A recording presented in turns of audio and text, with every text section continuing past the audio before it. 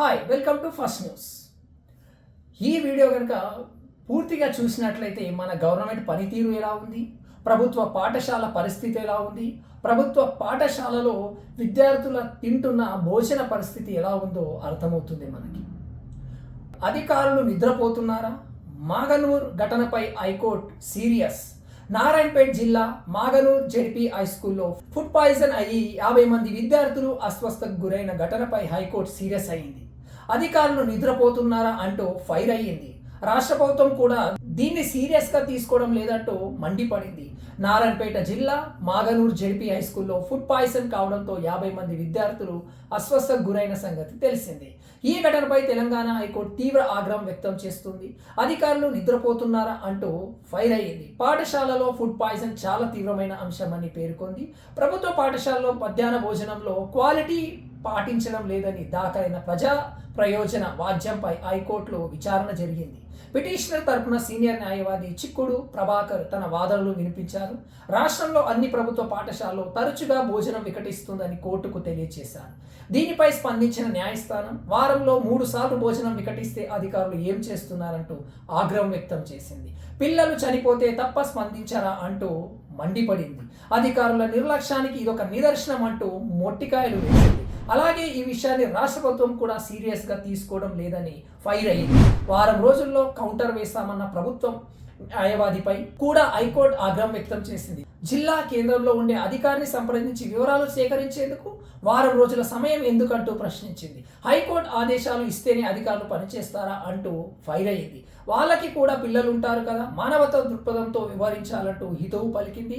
Non bailable warrant జారీ చేస్తే 5 నిమిషాలు హాజరవుతారంటూ పేర్కొంది. తదుపరి విచారణను కోర్టు సోమవారానికి వాయిదా వేసింది. ఇటీవల మాగనూర్ హై స్కూల్లో మధ్యాహ్న భోజనంలో ఫుడ్ పాయిజన్ అయ్యి 50 మంది విద్యార్థుల అస్వస్థకు గురయ్యారు.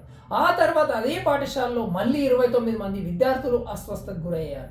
మంగళవారం మధ్యాహ్న భోజనం తిన్న విద్యార్థులు తమ ఇళ్లకు తిరిగి వెళ్తున్న సమయంలో వాంతులు చేసుకున్నారు. దీంతో ఉపాధ్యాయులు వారిని స్థానిక పిహెచ్సికి తరలించి చికిత్స చేయించారు. 29 మందిలో 7 కోలుకోగా మిగిలిన 22 మందిని మక్కల్ ప్రభుత్వ ఆసుపత్రికి తీసుకెళ్లారు. మరి ఎందుకు అధికారులు స్పందించడం లేదు? ఎందుకు అధికారులు మొద్దు నిద్రలో ఉన్నారంటే ఇక్కడ ఒకటి విద్యార్థులకు ఓటు హక్కు లేదు. అధికారులు పట్టించుకున్న అవసరం లేదు, రాజకీయ నాయకులు పట్టించుకున్న అవసరమే లేదు. ఇక్కడ స్కూళ్ళు ఎలా పోతేనేంటి, కాలేజీలు ఎలా నడుస్తే ఏంటి? ఇప్పుడు నా విద్యా వ్యవస్థ మరి ఎడ్యుకేషన్ మినిస్టర్ ఏం చేస్తున్నాడు? అసలు ఎడ్యుకేషన్ మినిస్టరే లేడు దీనికి. అక్కడ వాటర్ ఫెసిలిటీ సరిగ్గా ఉందా లేదా, అసలు రైస్ ఏది ఇస్తున్నారు వాళ్ళకు, తిని వండి పెట్టే టైంలో ఆ క్వాలిటీ ఎలా ఉంది అనేది చెక్ చేయడానికి ఎంఈఓ ఏం చేస్తున్నట్టు, అక్కడ మరి డిఈఓ ఏం చేస్తున్నట్టు, ఆ స్కూల్కి సంబంధించిన ప్రిన్సిపల్ ఏం చేస్తున్నట్లు, మరి వాళ్ళు కూడా ఒకరోజు తప్పించి ఒకరోజు అన్న అక్కడ భోజనం చేసినట్లయితే 100% కాకపోయినా 99% ఈ ప్రాబ్లంకి చెక్ పెట్టవచ్చు. ఎన్ని గవర్నమెంట్ స్కూళ్ళలో టీచర్లు మధ్యాహ్న భోజనం చేస్తున్నారు? ఒకవేళ మీరు గవర్నమెంట్ టీచర్ అయ్యి ఉంటే ఒకవేళ మధ్యాహ్న భోజనం మీరు పిల్లలతో కూర్చొని చేస్తే ఒక్కసారి కంప్లీట్ చేయండి. మరి ఎంతమంది ప్రభుత్వ టీచర్లు అలా చేస్తున్నారో తెలుసుకోవచ్చు. అలా చేసినట్లయితే మనకు తెలిసిపోతుంది ఫుడ్ ఎలా చేస్తున్నారు చేసేవాళ్ళు అనేది. మరి చేసే వాళ్ళ తప్పు ఉందా అక్కడ, లేదంటే అక్కడ ఏదైతే కిరాణా ఏదైతే క్వాలిటీ వస్తుందా అనేది తెలుసుకోవాలి. మరి ఎంఈఓ కూడా ఏం చేస్తున్నట్లు, అక్కడ డిస్ట్రిక్ట్ అధికారి ఎవరైతే ఉన్నారో జిల్లా కేంద్ర అధికారి అవుతున్నారో వాళ్ళు ఏం చేస్తున్నట్లు మరి ఇలా అవుతుంటే వారంలో 3 సార్లు అంటే వెళ్ళేదే వారంలో 6 days స్కూల్కి.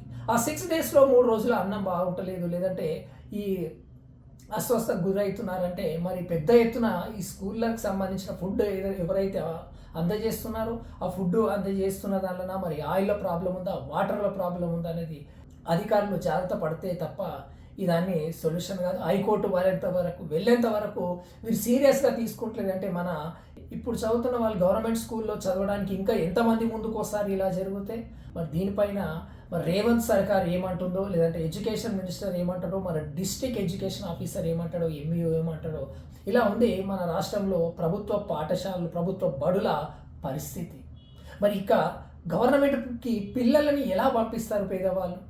ఆ ఫుడ్ బాగుంటుంది కదా, అట్లీస్ట్ మధ్యాహ్నం భోజనానికైనా పంపిద్దామని పంపిస్తున్నారు. ఈ పరిస్థితి ఇలా ఉంది. మరి ఇలా అయితే గవర్నమెంట్ స్కూల్ నడిచేదేలా?